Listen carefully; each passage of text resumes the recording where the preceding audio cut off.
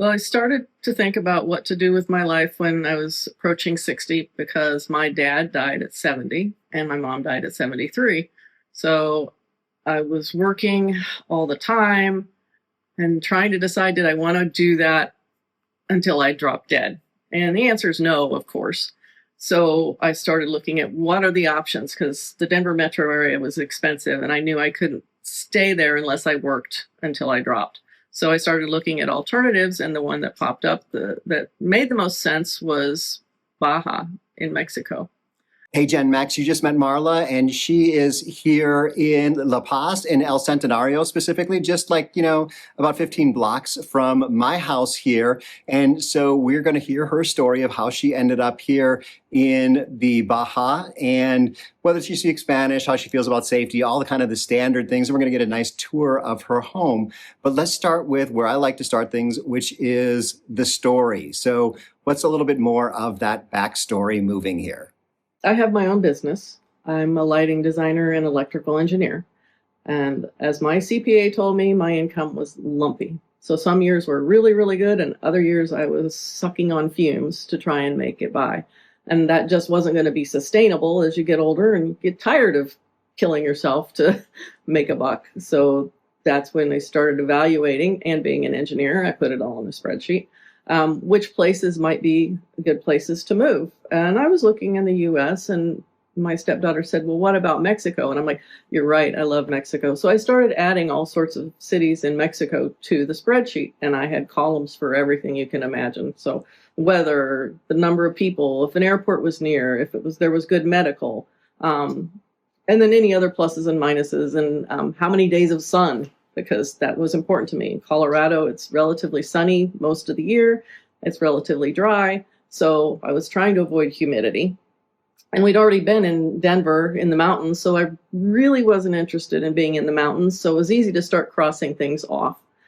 And it ended up that we were looking at basically areas in Baja. So we started exploring Ensenada, and it just wasn't very practical. So we came down and we looked at Cabo and San Jose del Cabo and La Paz. And of the three of them, La Paz fit us best. I don't know, we're average people with average amounts of money. We can't afford places like Cabo or San Jose del Cabo. We very quickly figured that out. Looked around here and it was like, yeah, I think we want to do this. We want to come down here. So then we kicked the whole planning into high gear, started selling things and having garage sales. So we started the planning about two years before we actually made the move. And then when we got all of that, we put our house on the market and it didn't sell right away. And that's another long story. But we packed up us and our cats and drove down here, which they did not appreciate, by the way.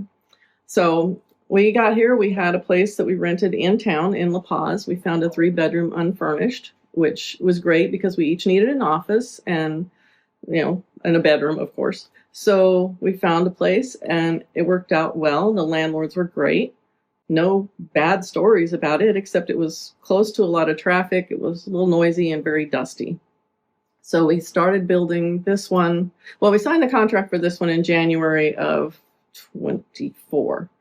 And they said it would be done in October, and it wasn't. And they said it'd be done the next January, and it wasn't. And then they said June, and it wasn't. And then they said July, and I said bullshit, and I said it'll be ready in October, and lo and behold, it was like the very end of September. On the plus side, we did get some of our rent from La Paz taken off of our final payment, so it's not like we were completely out of those funds, and we didn't get scammed, because you hear nightmare stories about people trying to build a house and then the builder runs off, and that wasn't us. They were slow. They got it done. The workmanship is good. This is not a high-end place, like the windows are cheap and things like that. But when you have a fixed budget, you have to weigh in what can you do and what can't you do. So people are like, do you have a pool? It's like, nope, we're starting a solar system. That's in our budget. The pool is not. So there are trade-offs, but you just have to figure out what you need, because since he's still working full-time and I'm working a little, we need to have really reliable internet, really reliable power. So the solar was important to make sure that our work is backed up on batteries. So if the power goes out in Centenario, which it does, we should be fine to be able to continue to work. We won't have any air conditioning, but we'll be able to work. Definitely nervous hearing about the timeline for construction, because we're going to be starting construction soon, hopefully for our house in Todos Santos. And we have a name for that. So I'll be announcing the name real soon. Heck, I'm going to announce the name in this video. I did want a quick break in here and let you know that this video is in paid partnership with BetterHelp. Their online therapists are available almost anywhere in the world by phone, messaging, and video chat. If you're a follower of my videos, you probably know that I've worked with a therapist through BetterHelp during my time in Mexico. My therapist is in the UK, and it's great to have someone to talk to who's kind of that unbiased ear, so that we can do that during our weekly chats. If you're ready to give it a try, you can get 10% off your first month if you use my link, betterhelp.com/almost retired. Over 4 million people have already used BetterHelp to start living a happier, healthier life. Heck, I'm going to announce the name in this video. So here it is. If you're watching this video, it's going to be Casa Tropical. It's going to be a little bit tiki themed, a little bit 1950s-ish tropical Polynesian flair to it. So anyway, hopefully that thing will be ready in a reasonable timeline. But back to this here, construction here. We are going to take a tour of the house. But I want to hear a little bit more about that process of building, because she is an engineer. And so what's it like being an engineer, someone who's very familiar with construction in the United States, working down here in Mexico? Well, the construction down here is completely different than it is back home. I mean, our houses are what they call stick built, just wood studs and drywall. And the conduit and everything's run in the walls, or in the case of a house, it's usually Romex. So I was very familiar with the construction methods back home. But to come down here and to see how they built things was a new thing. This is concrete masonry units and plaster. So, and the thing that was surprising to us was that if they made a mistake, which they did, they would just go back and fix it. But you would chip out the wall and put it back in and then plaster back over it again. And it kept occurring to me, why not do it right the first time? But they don't think that way. I think it's because labor is less expensive, that they just built it the way that all the other plans were and didn't pay any attention to the plans that we'd made up, and that we had actually made some pretty big changes. So there ended up being some compromises. They didn't put a window where it was supposed to be, so I had to compromise on the size of the window. Some of the walls are crooked, which I'm kind of a perfectionist. It drives me nuts, but I can't think about it because it's just the way things happen. But most of the stuff that we asked for, they put it in, because I ordered my lights from back in the US, and I ordered my lighting controls from the US because we wanted the smart controls, because we want to be as energy efficient as possible, so everything is LED. They didn't understand how to install the lights, even though I explained it multiple times. It's one of those things where you send things over and over and over and keep reminding them to do it, and it's still like, huh? So it can be very frustrating, but I just had to take it with a grain of salt and just take a deep breath and not be so concerned about perfection, which is what I normally am concerned with when it comes to buildings. I mean, I design them. You don't want to make any mistakes because somebody will bitch at you about it. I probably shouldn't have said that, but they will. And I don't like being at that end of the complaining. So I don't complain unless it's something serious. So, we'd let some things slide, but when the kitchen cabinets weren't full height, or they weren't deep like they were supposed to be, that I didn't let slide. So there were certain things that's like, no, that's not negotiable. We won't work with you on that. You need to do it the right way. The way we paid for it, it was in the contract. You need to follow what we paid for and what we agreed on. So it's kind of loosey-goosey. Not everything is written down, so you just have to keep your notes, keep all your WhatsApps, keep all your emails, and then you probably have to resend them again. It's like, okay, here's this plan that I marked up where I said I wanted this and this and this and this and this. And you need to put this in. Like, they still owe me an outlet in the living room. It's like, come on, guys. We've discussed this. The toilet in my main bathroom is a short one, and I repeatedly asked for a 17-inch tall toilet. I'm tall. I don't like feeling like I'm falling onto the floor when I have to go to the bathroom. So some things are still going to have to be fixed. I've got a list going, but it's one of those deals where you just have to be patient and understand it's a different culture. It'll get done eventually, and it'll get done to a nice level of satisfaction. If it's not going to be perfect. None of it's going to be perfect, but it should be good enough. And if you can deal with that, then you're doing great. I think that's a great point about accepting good enough, knowing where you're willing to compromise.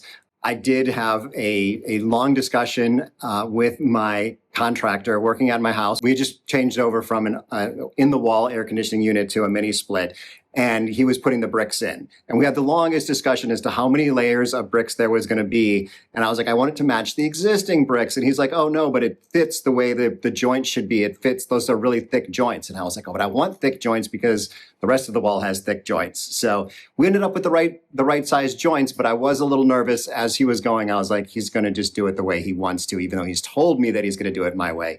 So it's just something to be cognizant of, and to also watch them constantly. So be constantly looking at your set of the plans. We are planning on being in Todos Santos at least once a week. That's not that often when it comes to construction, but we will be looking at things and making sure they're going according to the plans that we agreed upon. So we're spending a lot of time in the planning process to just kind of get to like, okay, well, we need another light here, another light switch here. This light switch here is supposed to control those lights over there, this, that type of thing. So, but I have a little bit of a construction background too. So I'm really used to reading plans, but really a lot of these houses here are built, they're kind of spec homes. So the contractor's used to building the exact same thing over and over again. And so the guys out in the field don't necessarily realize they're onto this particular house and that things were going to be different in this house. They're just used to building the same thing over and over again. So that's just kind of common when you're in this type of home. But the homes, it did get complete after a little bit of time. So let's go around and take a tour of the house and see what they have here. As you come in, the first room you see is the living room, which if I thought about it, I would have made it a couple of feet wider because we've got a huge courtyard out there and we don't need all that space. But that's one thing that I thought of too late. So anyway, the next room is the dining room, which we don't have a table for yet. But one of the things that was not on the standard plan was the cabinets I have on the dining room wall that are full height.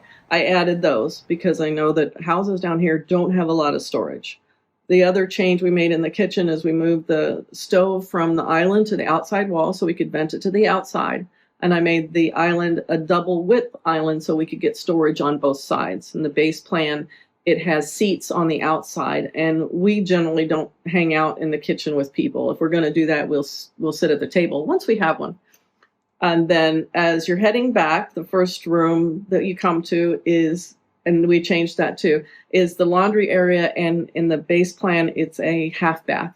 But we turned the half bath into our utility room because we needed a place for the batteries. And I moved all of the electrical panels. There were two, and they were in different locations. I moved them both into that room. So I wanted everything consolidated in the utility room. And we made the washer and dryer. We got a stackable unit so we could put our litter robot next to it because it has to go somewhere too. So you have to plan for that. It's like I even planned for a spot in the island that you pull out and the trash is in it. So that way the trash cans are hidden. Then the next room back and on the right is the other half's office because he's working full time. So he needed his own office, and all of the internet cables and everything go back to that space. So if you see little blue cables still hanging down, it's because we're not finished installing all of the wireless devices. So like the one on the ceiling is a wireless access point, and then we'll have a couple of others. The next room on the right is the second bath, which I added kind of a partial wall between the shower and the toilet because I like a little privacy. And then the room behind that is my office and my studio. So it normally would have had a sliding glass door, but since the hallway door is just right outside the room, I didn't see a reason for it. And I would rather just have the window so I could have my desk there because this way I can do my painting on one side and my regular work on the other side, and whatever else I feel like doing. I take Spanish classes in there too. So, and then across the hall is the bedroom, and I redid that whole end. So it had a smaller closet and a smaller bathroom with a smaller shower. And so I bumped that whole wall out so I could expand the closet and expand the bathroom and get a bigger shower. And I expanded the bedroom a little bit too. So it gave us just a little more room. And the other thing that this place has besides the courtyard, we got a decent sized backyard. And then up on top of the living room here is a roof deck. So we have multiple places that we could hang out once we get up and entertaining. We have people here, we have and here. So we really like the fact that this place isn't one big open rectangle, which a lot of houses here are. You have your living, your dining, and your kitchen all in one big open space. And we like to kind of have it separated. So, the cooking's separate from here. So if stuff's going on in there, people can be in here and be quiet. And the living room's separated from the bedroom quite a bit. So if I'm still up watching TV, he's not hearing it when he goes to bed, even though he can't hear her anyway. But so we do really like this floor plan. If I could do it completely over, I would have kept the half bath and then just bumped that out a little bit further and put in a bigger utility room. That's the only other change I would have made there. But so far, all of our changes have worked out really well. And we have more storage right now than what we have stuff. So that's good. Okay, well, let's talk about that stuff. So did you bring down stuff with you or buy stuff down here? Well, we looked at a lot of the videos and the people discussing about bring stuff, don't bring stuff, and what type of stuff to bring. And what seemed to be kind of people either said, don't bring anything or bring it all. And I'm like, well, I don't see a need to do that because I had some, coffee tables and end tables that had glass tops and I didn't want the glass to break. I had a whole, how everyone had the china cabinets. I had a china cabinet. I had a big old oak dining room table. So those I knew didn't need to go. But what people consistently said is, the beds might not be the right size or not as comfortable. And especially the living room furniture isn't going to be as comfortable as you get it. And so I had a king size sleep number bed and I was sure the heck not going to leave that behind. That was expensive. And then my living room lazy boy furniture, which is also very comfortable. It's durable and I wasn't going to leave it behind. So then we just started deciding other things like kitchen appliances, not the big stuff, not like stoves, but your rice cookers and things like that, if you sold them, you could get 10 cents on the dollar, but then you still have to buy things down here. And so you're kind of losing a lot of money if you get rid of everything, at least the way we looked at it. And so after we got everything moved down and we looked back at it, we figure we got it 80% right of the things that we brought down and the things that we left. So that's pretty good. Okay, so I want to hear what the other 20% is, and I also want to hear about who they used to get their stuff down here. So what was funny about things we left is that we knew that Mexico was on the metric system, right? So we left all the English tools and we just brought the metric tools. And then we go to look to do things around the house and I'm like, really? They're using English units here instead of metric. So we kind of wish we would have brought down the English tools. We brought too many cold weather clothes. That was one thing that he especially brought a lot because he liked to hunt and camp and all those things. So we had all these different layers and all this stuff. And I pared mine down quite a bit, but still not enough. It's only cool here maybe in January and February, and you might need a coat for a week or two in the evenings. So we way overdid that. And I have 2 drawers of socks that I might wear for 1 month. So, the rest of the time it's sandals. So yeah, we overdid it a little bit on the warm or the cold weather clothes.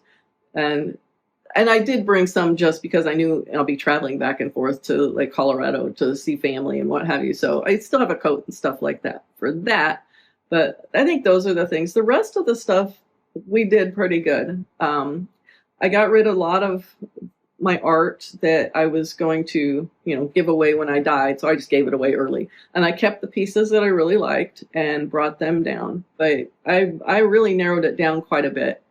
So I was pretty brutal in my paring down of things, whereas the other half was kind of sentimental and was like, oh, I don't want to get rid of this.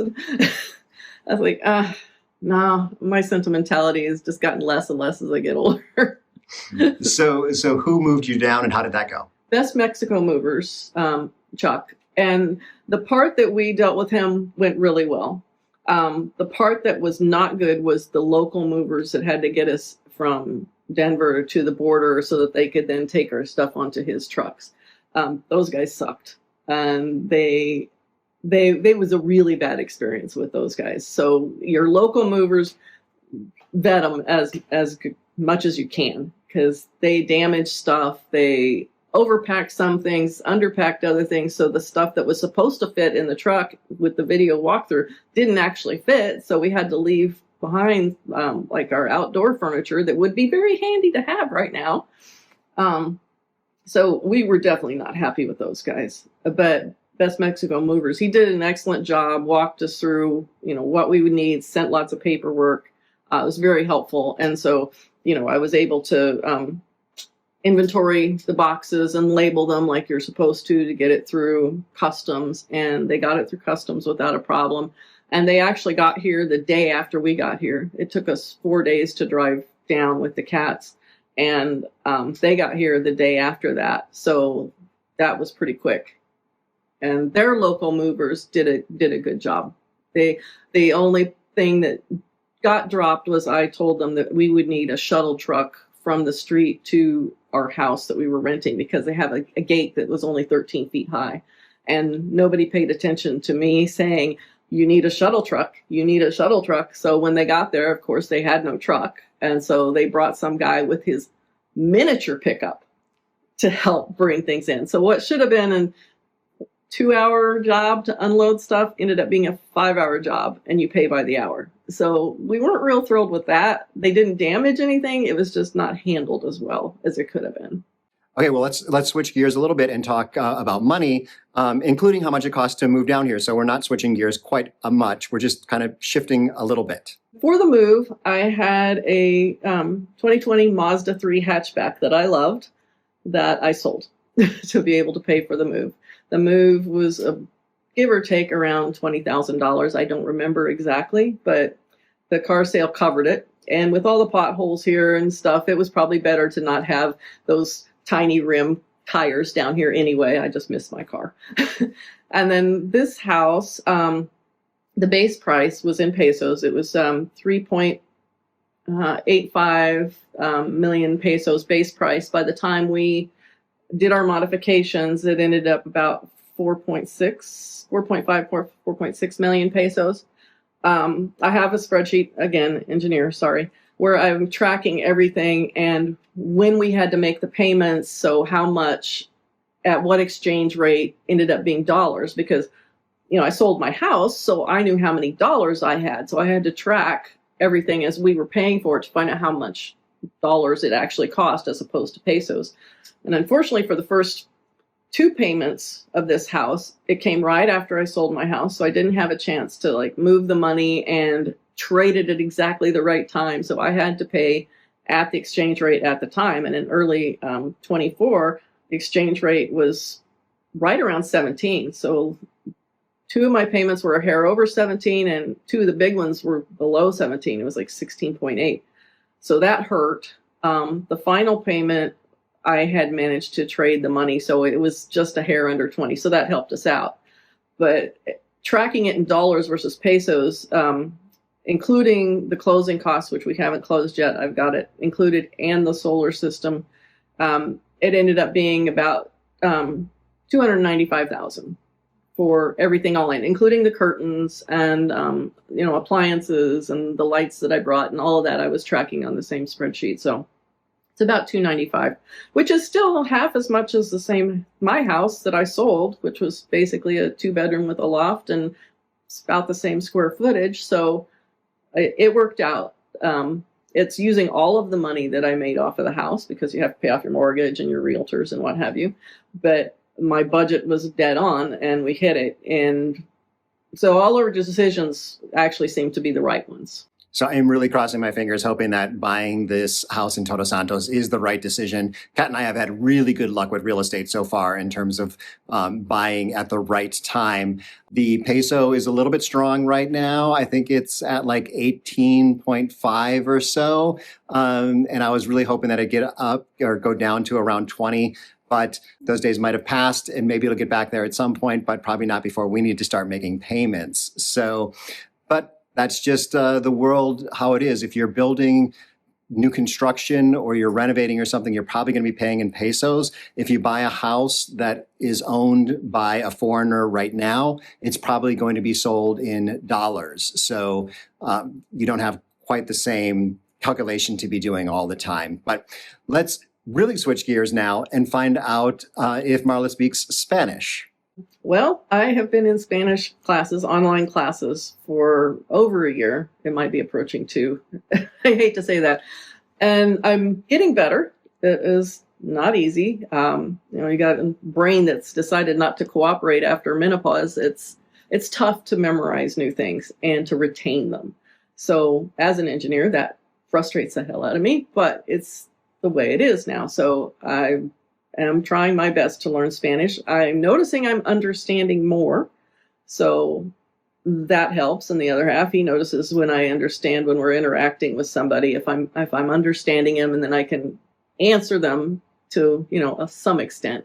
It's not necessarily fluent, but I can get the point across at least. So I'm hoping before I die, I'm really good at Spanish. Well, as you know, I'm also learning Spanish, and I'm trying many different things. I'm going to have a video about all the different things that I've been trying. That'll be coming out soon. But it'd be interesting, when I think that what will be success with Spanish is to have Spanish only speaking friends. Most of my Mexican friends also speak English. So let's hear a little bit about Marla's friends, both Mexican and from other countries. One thing that surprised us when we got down here is it's a lot easier to make friends than it was back home. And I always wondered, my sister has so many friends. She's in the Austin area, but she's in a retirement community. And, they're always going to parties and they're always doing such with all these people. How did that happen? Well, I kind of understand it now. We're in a location where there are a lot of people in a similar condition as we are in. And so it's easier to connect. There's a lot of activities, expat get-togethers. You see them in the stores.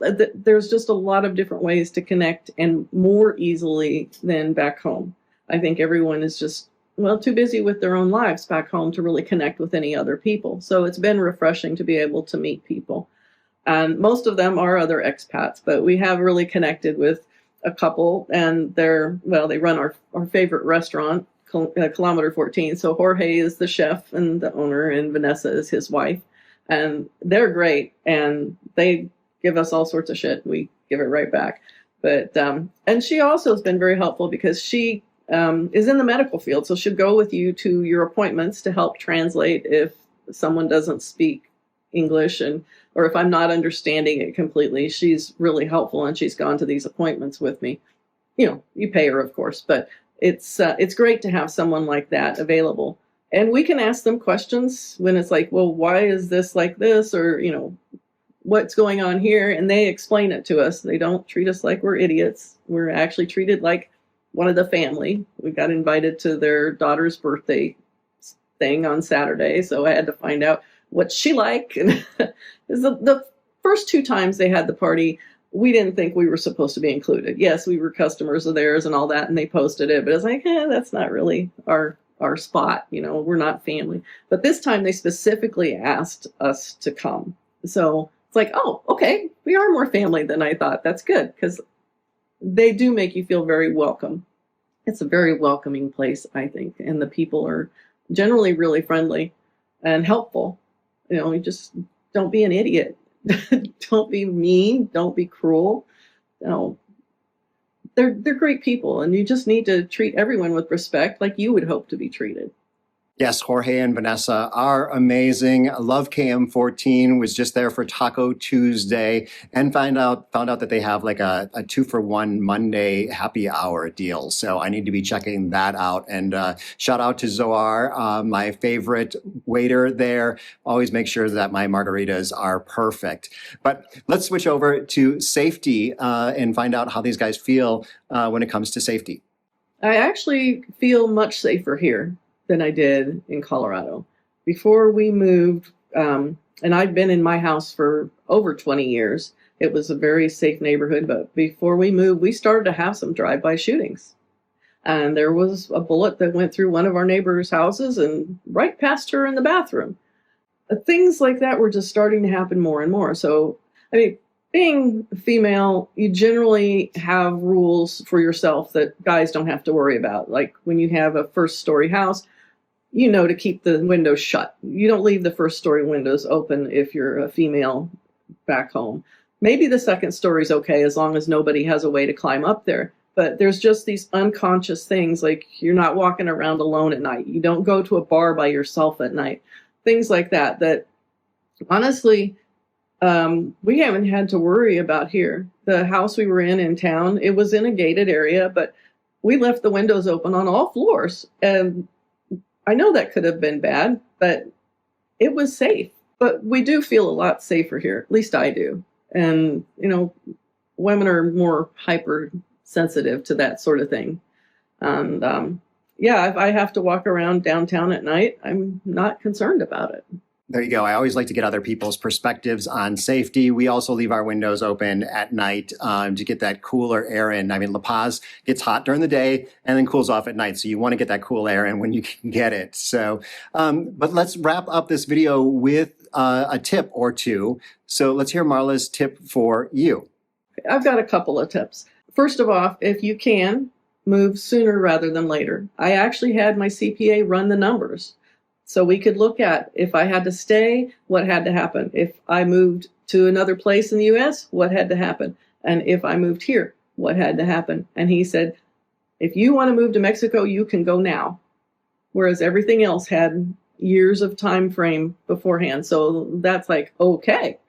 The other thing I recommend to be here is be patient and be flexible and try to understand that not everything is seen from your viewpoint. It's not our culture here. So you need to try and look at things from a different perspective and hopefully understand it. Although I'll never understand the not telling you the truth if something's ready or not ready or whatever.